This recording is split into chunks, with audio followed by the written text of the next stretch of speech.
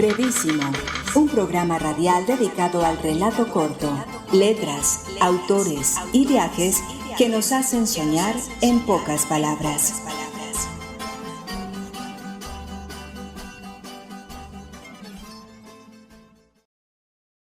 Hay quienes no pueden imaginar un mundo sin pájaro, hay quienes no pueden imaginar un mundo sin agua. En lo que a mí se refiere, soy incapaz de imaginar un mundo sin libros.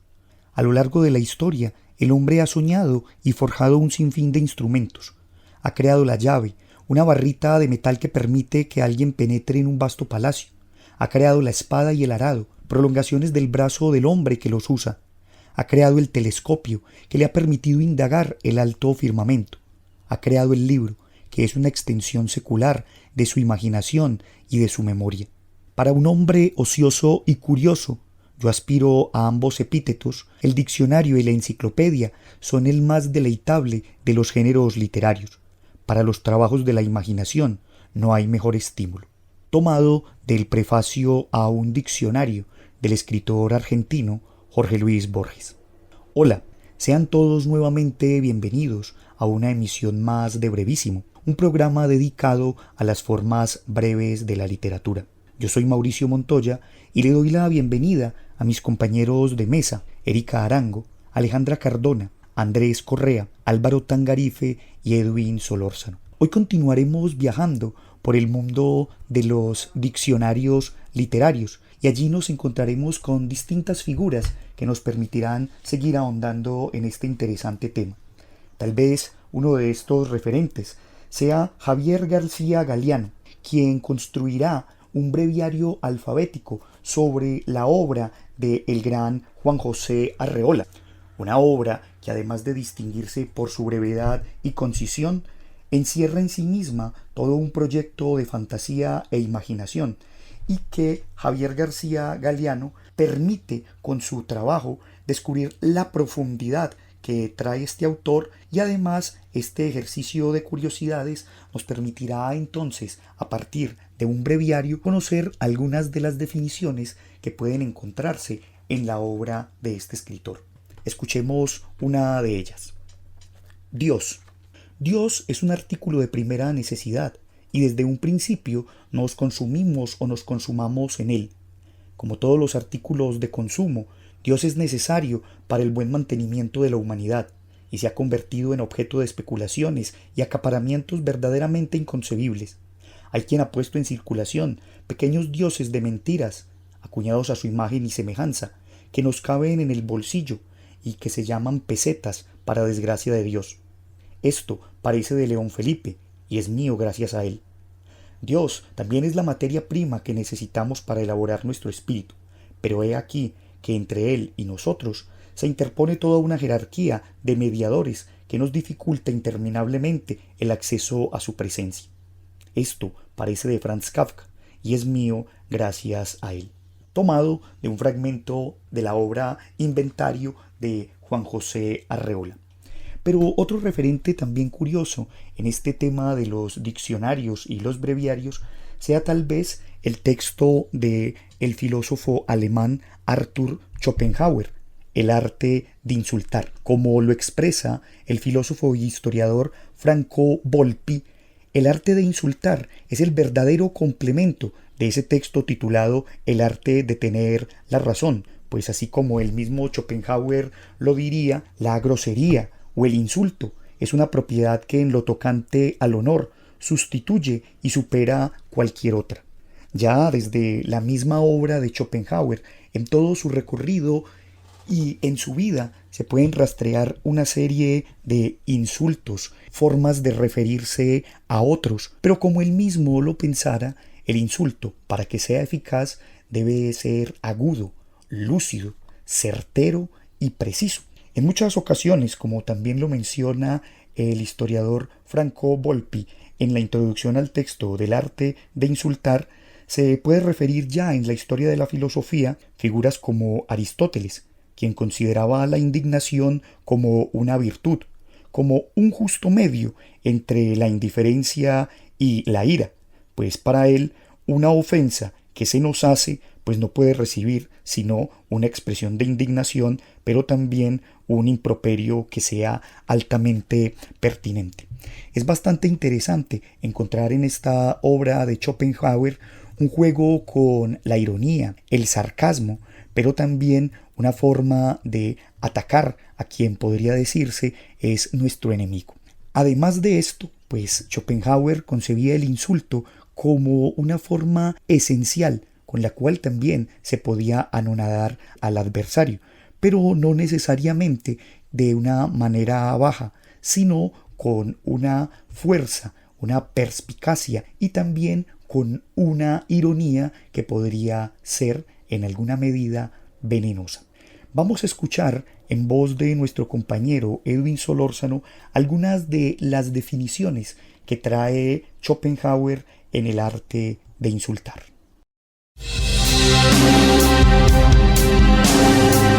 Las bibliotecas. Así como las capas geológicas preservan estratificados los seres vivos de épocas pasadas, así las estanterías de las bibliotecas conservan también por estratos los errores pasados y su crónica. Estos, como aquellos, estuvieron en su tiempo muy vivos e hicieron mucho ruido, aunque ahora se encuentren tan rígidos y fosilizados que únicamente la paleontología literaria se interesa por ellos.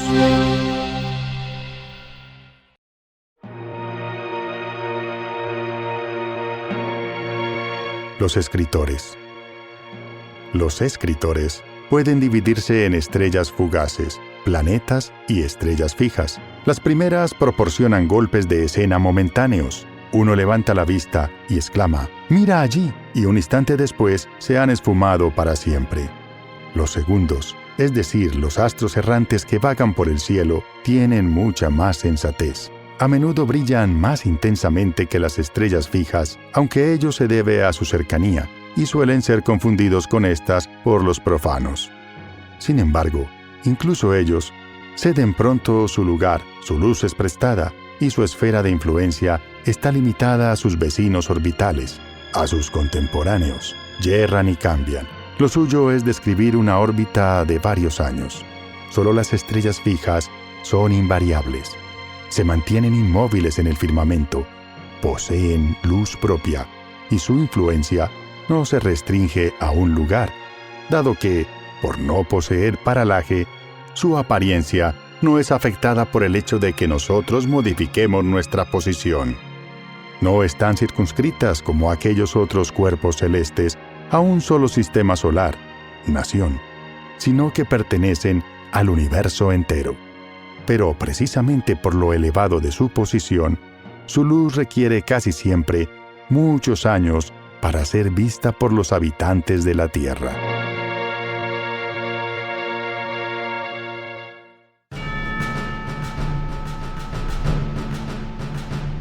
Los libros. Jerjes, según Heródoto, lloró al contemplar su inmenso ejército, pensando que dentro de 100 años, ninguno de aquellos soldados seguiría con vida.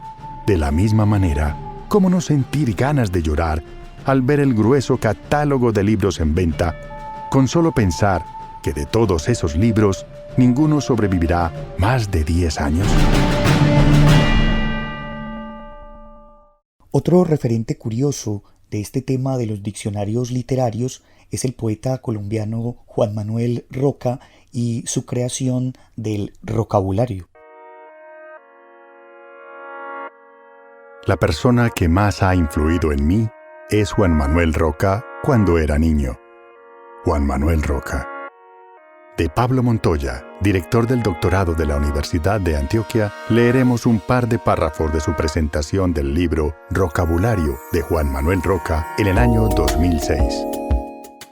Juan Manuel Roca, como poeta, novelista y ensayista, ha ido elaborando sin proponérselo un glosario de definiciones, o sería correcto llamarlas imágenes, del mundo que lo circunda. En una búsqueda exhaustiva, tanto en su obra literaria publicada como en su cuaderno inédito, Roca va desencubriendo un diccionario personal, un vocabulario que termina siendo, con el ojo avisor de su amigo Henry Posada Lozada, un rocabulario. La historia de Colombia está escrita más que por la punta del lápiz, por el lado de la goma, por el extremo del borrador. Sentencia de manera cruda el poeta, y para rematar, escribe su propio epitafio. No estoy para nadie. Como dice Jaime Echeverry, este libro es un verdadero festín del lenguaje, la inteligencia y el ingenio. Juan Manuel Roca brinda una vez más toda su riqueza verbal. A continuación leeremos algunos apartes de la columna que Jaime Echeverry escribió con motivo del lanzamiento de Vocabulario en el suplemento dominical de El Colombiano en agosto 27 de 2006. Cada creador tiene su manera particular de tratar el lenguaje en un proceso de resignificación que instaura un nuevo orden e identifica su universo personal, abierto o cerrado, oscuro o diáfano. El de Roca es, sencillamente, festivo, cargado de guiños al lector para invitarlo a desbaratar con él el andamiaje del lugar común y crear así otra topología. Se trata de travesura y atrevimiento, pero ante todo, de la disección de los vocablos para descubrir en su interior otros sentidos. Más que juegos de palabras o calambures, gitanjáforas o como cada quien quiera llamarlos, son deslumbrantes imágenes sonoras que estimulan el entendimiento y excitan la imaginación para provocar asombro y despertar el sentido crítico, o en muchas ocasiones, el humor. Basta abrir al azar alguna página para comprobarlo. Y como nos sugiere Jaime Echeverry, abriremos al azar este vocabulario y leeremos a continuación algunas de sus ingeniosas definiciones. Alcohol. Lo malo del alcohol es que en medio de una desmesurada borrachera, uno puede suicidarse y al otro día no acordarse de nada. Prólogo en Cerrar la puerta. Ateos. Hemos llegado al extremo de querer erigir la iglesia de los que no tenemos religión. Diario de la Noche, cuaderno inédito. Casa. Quien construye una casa, amputa la lejanía. Diario de la Noche, cuaderno inédito. Igualdad de sexos. No es cierta la pregonada igualdad de los sexos. El de las mujeres es más hermoso. Diario de la Noche, cuaderno inédito. Mano. Una mano traza la palabra pájaro, la otra escribe su jaula.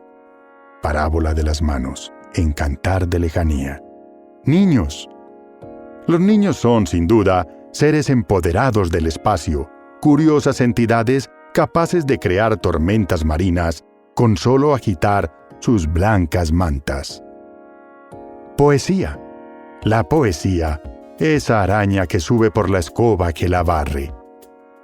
Memoria del agua, en Memoria del agua.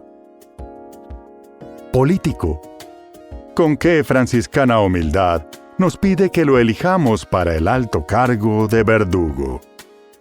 Diario de la Noche, cuaderno inédito. Ruido. Los niños ciegos reemplazaban el balón por una caja de lata y jugaban con el ruido.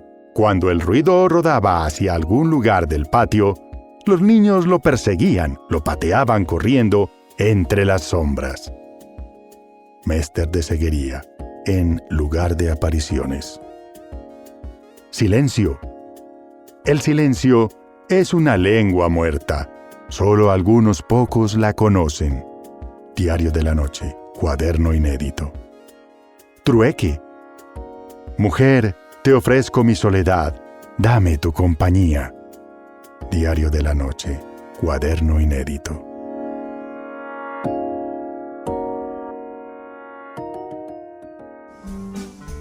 Usted está escuchando Brevísimo, un programa para gente de pocas palabras. En un diccionario regular encontramos definiciones, es decir, explicaciones que fijan límites a términos, significados que marcan límites de lo que es y no es alguna cosa. Sin embargo, cuando se construye un diccionario a partir de una obra de literatura, es decir, cuando aparecen las definiciones de lo que algo significa para el narrador o los diferentes personajes, algo distinto sucede. Por un lado, más que significados, la literatura nos entrega sentidos, es decir, definiciones abiertas de los fenómenos, descripciones opacas o multidimensionales que le permiten al lector descifrar o sacar sus propias conclusiones. Por otro lado, Milan Kundera sugiere que la literatura no funciona con conceptos universales, sino con metáforas. De esta manera, la definición de cuerpo y de vértigo en Teresa, la protagonista de La insoportable levedad del ser, son metáforas aplicables solo para ella en el contexto de esa novela. Gracias al conocimiento musical que tiene Milan Kundera, el diccionario aparece en la novela a partir de la estrategia de la polifonía. Veamos una de las definiciones. Traición. Desde pequeñitos, el padre y el maestro nos decían que es lo peor que puede imaginarse. ¿Pero qué es la traición? Traición significa abandonar las propias filas, significa ir hacia lo desconocido. Sabina, la amante de Tomás, no conoce nada más bello que ir hacia lo desconocido. Ahora, la definición de un término puede ser también un descubrimiento que hacen los autores. Al fin y al cabo, como dice Hermann Brock, la única moral de la literatura es la generación de conocimiento. ¿Acaso no sentimos como un descubrimiento la definición que hace Marguerite Yourcenar del alucinógeno? Escuchemos lo que dice de este término en su libro Ensayos y Memorias. Alucinógeno. Llamo verdaderos soñadores a aquellos que secretan su propia droga. Los alucinógenos son para quienes no son capaces de entrar por sí mismos en su mundo interior. En el ámbito del amor, Stendhal y Marcel Proust nos muestran que aquel o aquella que tomamos por heroína son más bien productos de nuestra imaginación. Así, en el Diccionario del Amor, que Pierre-Louis Rey edita a partir de la obra de Stendhal, la imaginación se definirá de la siguiente manera. Entiendo por cristalización cierta fiebre de la imaginación que convierte en irreconocible a alguien bastante corriente las más de las veces, y aquí es inevitable que se nos venga a la mente Odette, por ejemplo. Repito, cierta fiebre de la imaginación que convierte en irreconocible a alguien bastante corriente las más de las veces y hace de él un ser aparte. En síntesis, los diccionarios que se forman a partir de la literatura no tienen la intención de dar cuenta de fenómenos universales, reproducibles en cualquier parte del planeta, como sucede con la ciencia empírico-analítica, sino de lo que es verdadero dentro de los márgenes de la novela. Lo que es verdadero para unos personajes puede ser falso para otros. Y sin embargo, nosotros, como lectores, podemos vernos definidos, podemos encontrar en dichas brevedades el lenguaje que nombra lo que dentro de nosotros aún no tiene nombre. En el marco de nuestro tema de hoy, hablaremos de un escritor, periodista y editor estadounidense que es llamado el maestro del humor negro.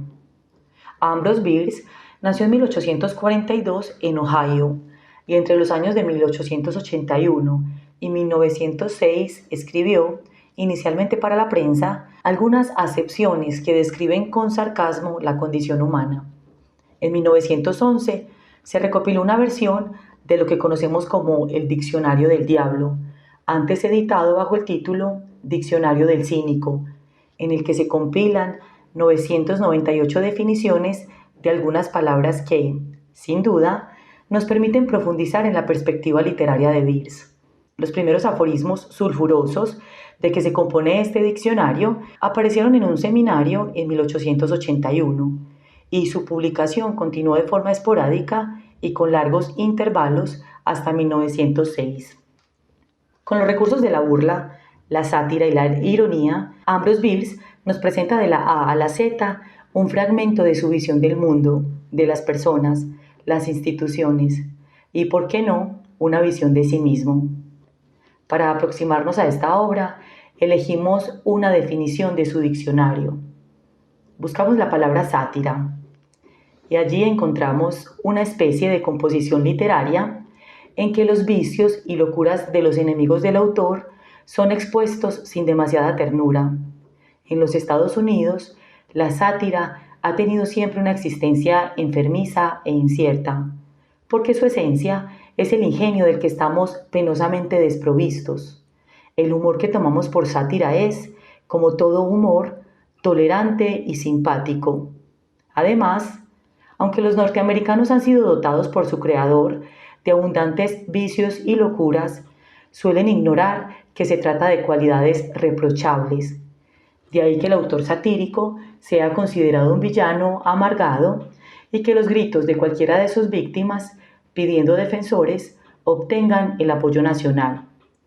Los invitamos a revisar el Diccionario del Diablo y a disfrutar de algunas definiciones que Edwin Solórzano nos compartirá a continuación.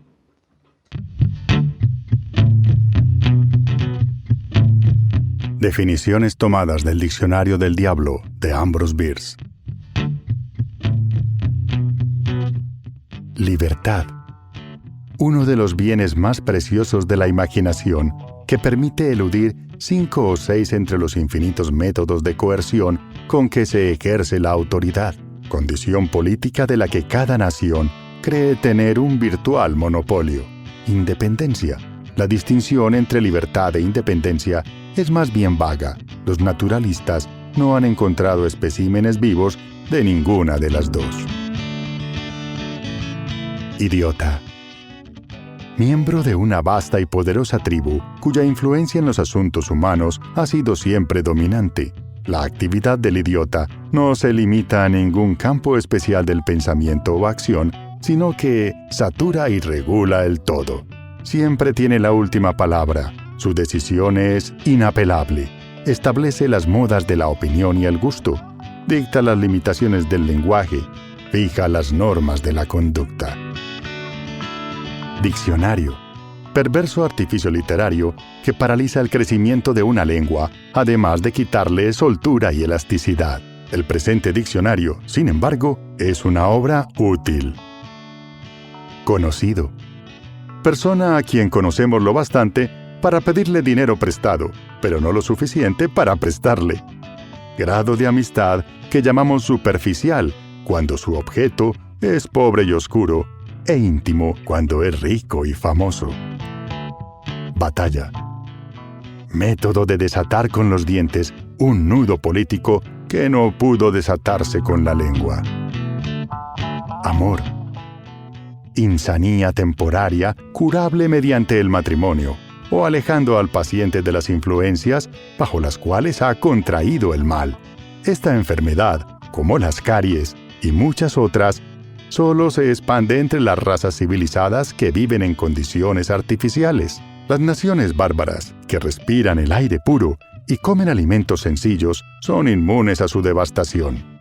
A veces es fatal, aunque más frecuentemente para el médico que para el enfermo. Alba. Momento en que los hombres razonables se van a la cama. Algunos ancianos prefieren levantarse a esa hora, darse una ducha fría, realizar una larga caminata con el estómago vacío y mortificar su carne de otros modos parecidos. Después, orgullosamente, atribuyen a esas prácticas su robusta salud y su longevidad, cuando lo cierto es que son viejos y vigorosos, no a causa de sus costumbres, sino a pesar de ellas. Si las personas robustas son las únicas que siguen esta norma, es porque las demás murieron al ensayarla. Academia. Escuela antigua donde se enseñaba moral y filosofía. Escuela moderna donde se enseña el fútbol.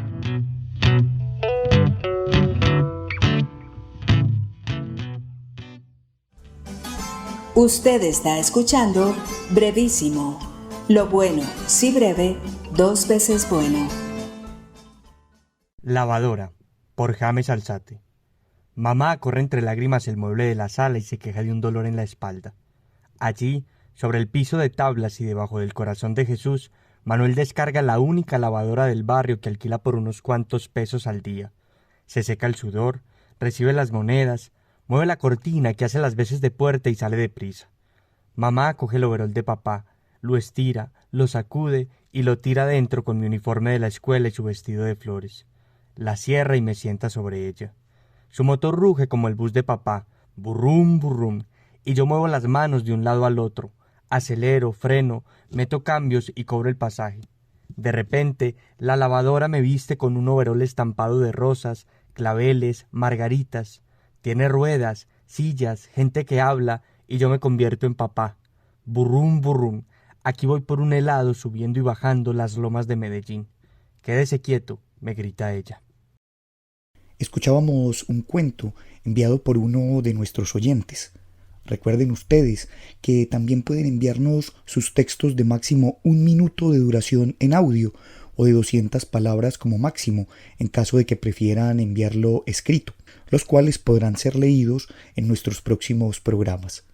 Pueden escribirnos a nuestro correo brevísimo2020@gmail.com y visitarnos en nuestras plataformas de Facebook, YouTube e Instagram, Brevísimo 2020. Con esto entonces terminamos nuestro programa del día de hoy y este recorrido por los diccionarios literarios. Los invitamos para que nos acompañen en nuevas emisiones donde continuaremos trasegando por los asuntos de los concursos de brevedades y también los trazos breves. Agradezco a quienes me acompañaron hoy en la mesa, a Edwin Solórzano, quien desde el estudio de voces Alas, Volamos tu imaginación, nos aportó con una serie de relatos ambientados. Pueden escuchar los trabajos de Edwin en el podcast Al Aire, Crónicas, Cuentos y Relatos. También agradecemos a la Universidad Nacional por este espacio que nos brinda, a Jorge Benjumea en el máster y a ustedes los esperamos para una nueva emisión de Brevísimo. Hasta pronto. Brevísimo, un programa radial dedicado al relato corto, letras, autores y viajes que nos hacen soñar en pocas palabras.